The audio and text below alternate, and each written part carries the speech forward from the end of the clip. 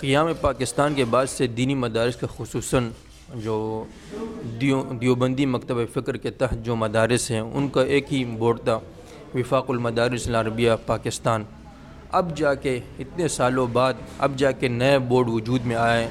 تو اس نئے بورڈ کو مجمع العلوم الاسلامیہ کو آپ کس نظر سے دیکھتے ہیں؟ یہ ایک اشکال کیا جاتا ہے کہ اس بورڈ سے جو ہے ایک جو اجتماعیت تھی وہ ٹوٹی ہے،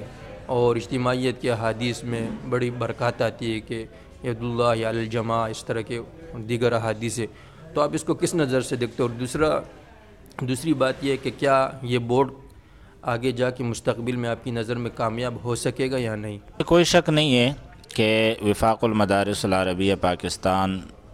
دارالعلوم دیوبند سے منسلک مدارس کا ایک بہت بڑا نیٹ ورک ہے اور مرکز اور نقطہ اشتراک و اجتماع ہے، اور اسی کی بنیاد پر مختلف خیالات کے لوگ جمعیت دارالعلوم دیوبند سے منسلک جو ہیں، ایک مسلک کے جو لوگ ہیں، اگرچہ ان کے اذواق اور ان کے مزاج اور ان کے اس میں طریقہ کار میں بہت ساری چیزوں میں میدان عمل میں بھی اختلاف رہا ہے، لیکن مدارس کی سطح پر وہ ایک بورڈ کے تحت ہے،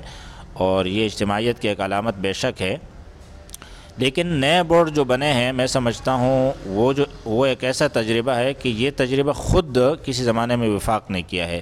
جب نیا وفاق المدارس العربیہ بنا تھا تو وہی باتیں جو آج کل مجمع العلوم یا کسی بھی نئے بورڈ کے متعلق کہی جاتی ہے، تو اس زمانے میں یہ کہا جاتا تھا کہ وفاق المدارس میں جانے والے لوگ اور اس کے تحت پڑھنے والے لوگ یہ وہی لوگ ہیں جن کو ڈگری چاہیے، جن کو ملازمت چاہیے، اور ان میں اخلاص نہیں ہے، یہ للہیت نہیں ہے، ان میں یہ مشنری لوگ نہیں ہیں۔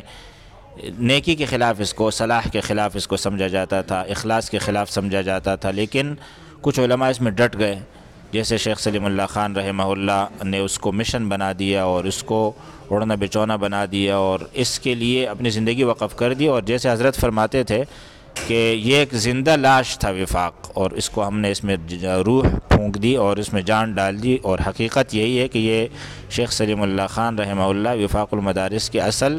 محیی اور مجدد ہیں، اور آگے لے کر چلنے والے اور نقطہ عروج پر پہنچانے والے ہیں۔ تو یہ ساری باتیں وفاق کے متعلق بھی کہی جاتی تھی، آج وہ قدامت کی ایک علامت ہے، اور اس کے دوسرے بورڈ جو بن رہے ہیں ان کو جدت کے نام سے معنون کیا جاتا ہے۔ میں سمجھتا ہوں یہ کوئی ایسی بڑی بات نہیں ہے، کچھ دنوں کے لیے یہ کہا جاتا ہے اور یہ سب کے متعلق کہا جاتا رہا ہے۔ جب خلافت عثمانیہ ختم ہوئی اور اس ایک طرح سے آل سعود نے اس کو ختم کیا اور اس کے مقابلے میں سعودیہ کی ریاست قائم ہو گئی،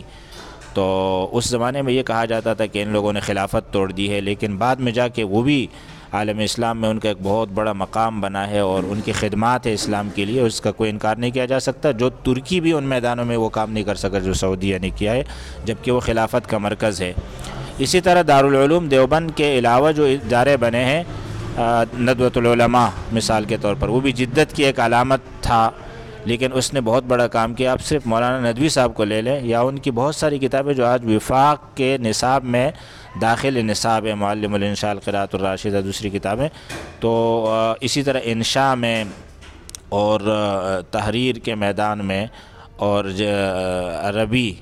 زبان میں اور عربی ادب میں جو ان کی خدمات ہے وہ ناقابل فراموش ہے اور ناقابل انکار ہیں۔ تو ندوۃ العلماء میں بھی خیر ہے، بلکہ علی گڑھ سے جو کالج تھا اور جو ایک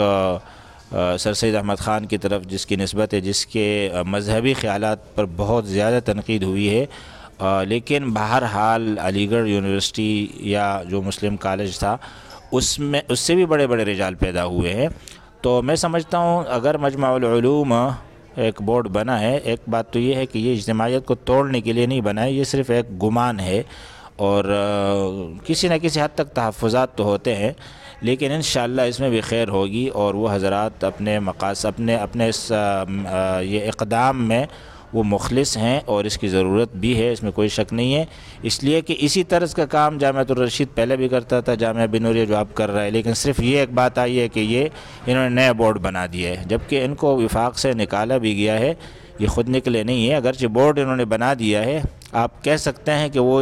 نکلنے کے مترادف تھا، لیکن نکالا ان کو گیا ہے۔ تو بات یہ ہے کہ انہوں نے تو کبھی جو ہے اجتماعیت